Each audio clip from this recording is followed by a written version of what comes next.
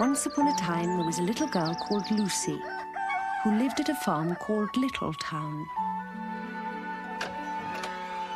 She was a good little girl, only she was always losing her handkerchiefs. Oh, where is it? It's not in this pocket. Definitely gone. I've lost my pocket handkin. That's 3 handkins and a pinafore. Oh, dear. Have you seen them, Tabby Kitten?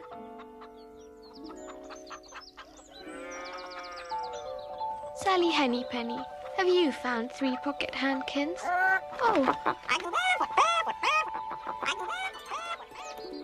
Well, that wasn't very helpful. Was it, Tabby Kitten?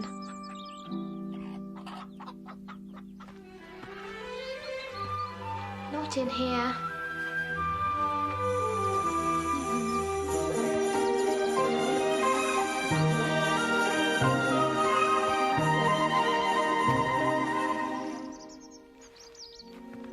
Oh, Cock Robin, have you seen my handkins?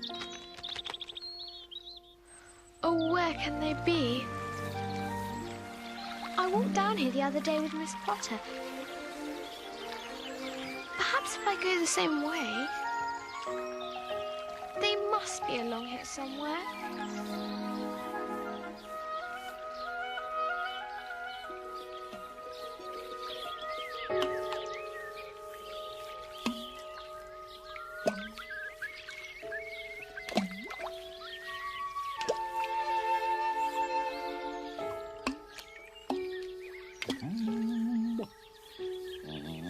Oh, there's someone. Excuse me, sir. Oh, bless my soul. Have you seen my pocket handkins? Or even a pinafore? Afraid not, young lady. Thank you, sir. I shall have to keep looking then. Sorry, I can't be of more help. Eh, what? Mamma is not going to be pleased. Well, best of luck, my dear. Goodbye. Whatever would I be doing with pocket handkins? Oh, bother. La, la, la, la, la, la,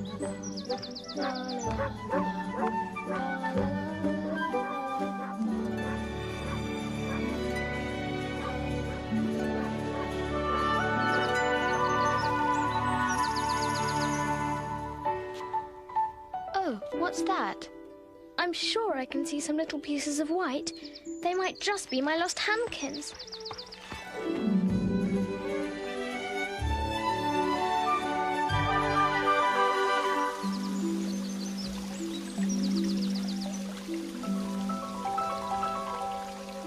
Goodness! Who could have put such a tiny bucket there? It's no bigger than an egg cup.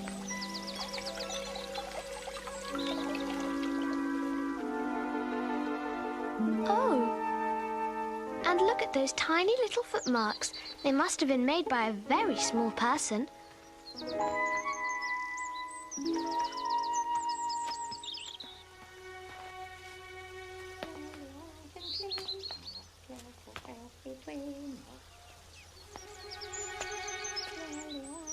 Oh. I wonder who lives here. Smooth and hot Forgive red me. rusty spot. Never Forgive me. seen. Oh, who's that? I'm Lucie. I didn't mean to startle you, but who are you? And have you seen my pocket handkin? Oh, yes, if you please. My name is Mrs Tiggy-Winkle. I'm an excellent clear starcher. Please, do make yourself comfortable. It is rather warm in here, I know. Thank you, Mrs Tiggy-Winkle.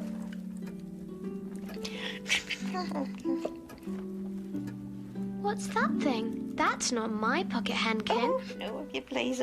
That's a little scarlet waistcoat belonging to Cock Robin. No, that isn't my penny. Oh, no, if you please. That's a damask tablecloth belonging to Jenny Wren. Look how it's stained with currant wine. It's very bad to wash.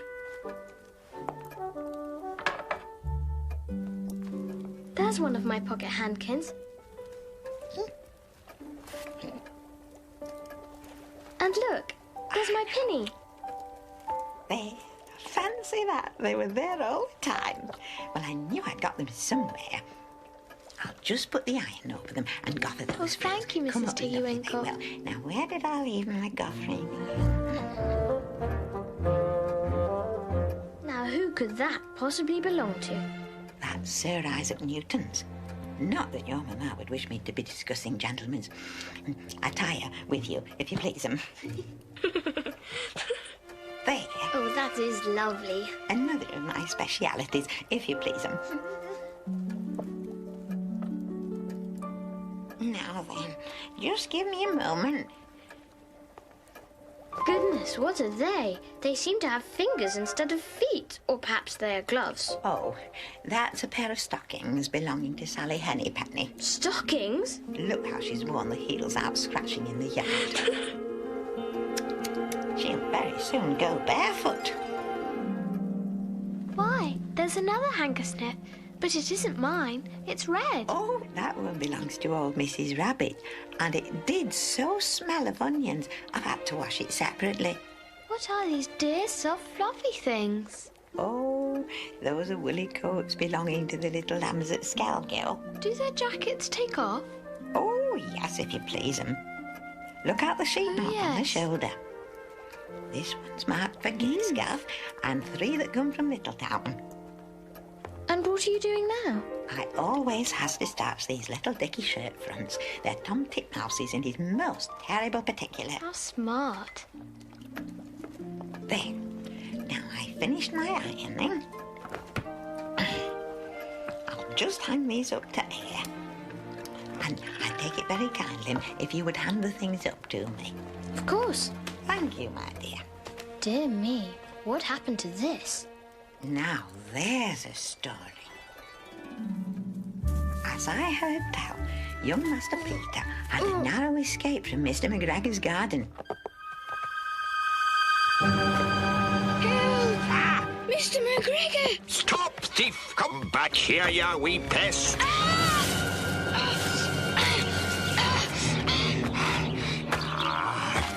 Gotcha! Lucky to get out with his skin by all accounts, Stop but the thief! jacket was left behind, and what with the rain and all. Well, I does my best. Look, even the buttons are gone. Gracious. Then Mrs. Tiggy-Winkle and Lucie sat down to take some tea. And the last I heard... All through Mrs. Tiggy-Winkle's gown and cap there were hairpins sticking wrong end out, so that Lucie didn't like to sit too near her. I wasn't expecting a visitor this afternoon. Now, I always slip the key under here, and we'll be off. There. Now we'll go and deliver the washing. Where shall we be going first? Well, if you please, down in the wood below is the big fir tree, so we shall call on Mrs. Rabbit first. I hope she can match those buttons. Seeing as it's not the first time, nor yet the last, I'm quite sure Mrs. Rabbit keeps a jar full. Then away down the hill trotted Lucie and Mrs. Tiggy-Winkle with the bundle of clothes. Hello, Miss. The very first little animals they met were Peter Rabbit and Benjamin Bunny. Hello. Tell your mamma Thank you, I've Mrs. done my very Tiggy-Winkle. best with the jacket, but as you can see... I will, Mrs. Tiggy-Winkle. And all the little animals and birds were so very much obliged to dear Mrs. Tiggy-Winkle. So at the bottom of the hill there was nothing left to carry except one little bundle. And that belonged to Mr. Jeremy Fisher.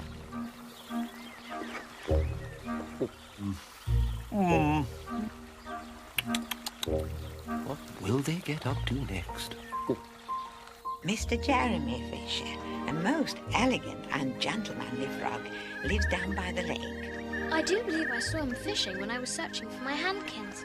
Oh, Dear me, do take care, Mrs. Tiggy-Winkle.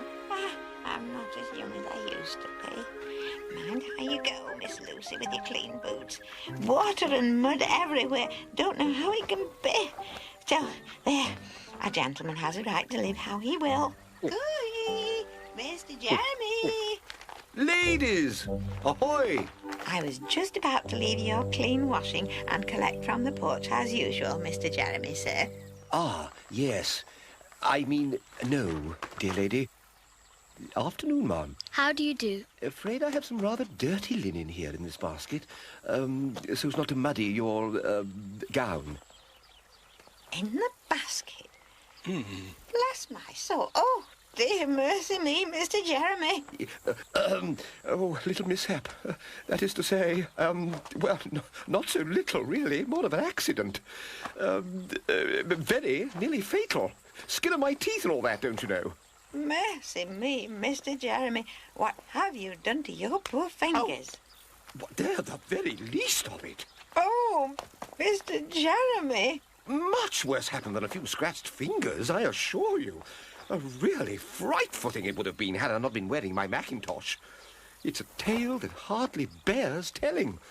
In fact, I still feel a little faint at the recollection. And yet the day had started so well. But let me start from the beginning.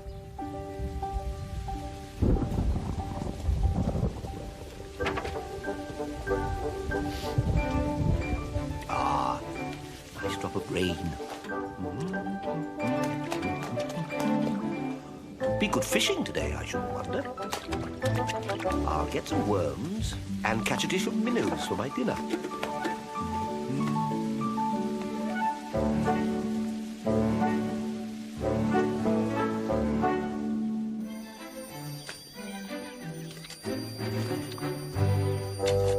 If I catch more than 5 fish, I'll invite my friends Mr. Alderman Ptolemy and Sir Isaac Newton. The Alderman, however, eats salad. Now then, mackintosh. Galoshes. Now, where did I leave... thought as much. Sandwiches.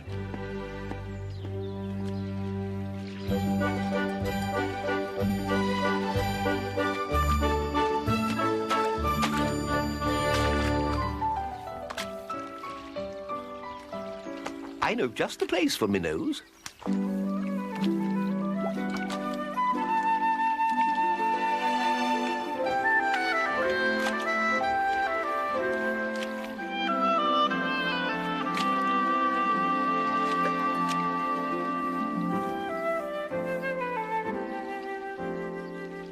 Mr. Jeremy settled himself cross-legged and arranged his fishing tackle.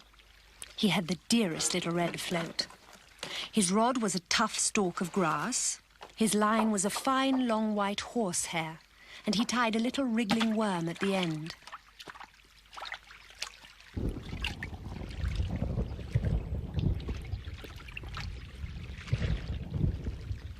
The rain trickled down his back, and for nearly an hour he stared at the float.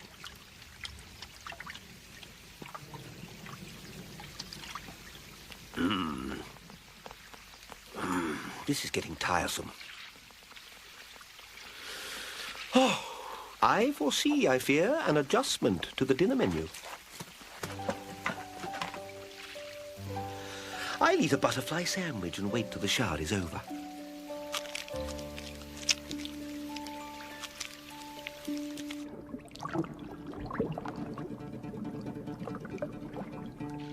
If I could recall exactly what provisions I have in my larder...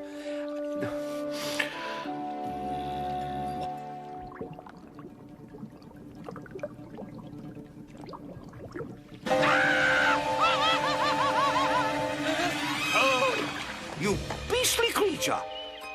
What a nasty, underhanded thing to do. Dear me. I trust that is not a rat. Oh, is there no peace to be had anywhere? I think I'd better get away from here.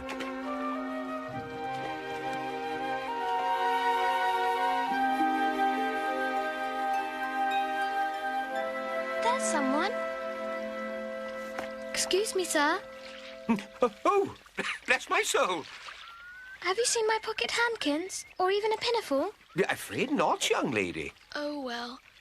Sorry, I can't be of more help. Eh, what? Mamma is not going to be pleased. Goodbye. Whatever next? dear me.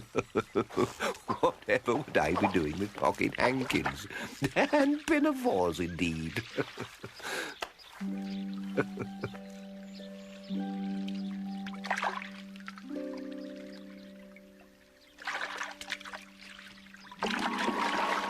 A minnow!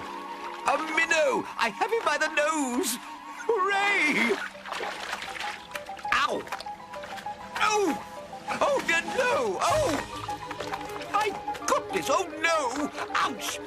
What are you doing on the end of my line, Jack Sharp?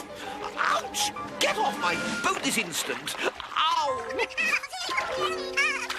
Impertinent little rascals.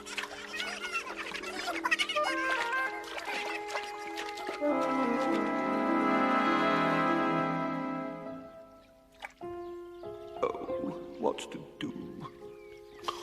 Two such good friends. One cannot sit them down to butterfly sandwiches. And they do expect rather a good table. If only I could remember what I have in the pantry. Grasshoppers. Just the thing. I dare say I can find a bit of lettuce for Alderman Ptolemy. But...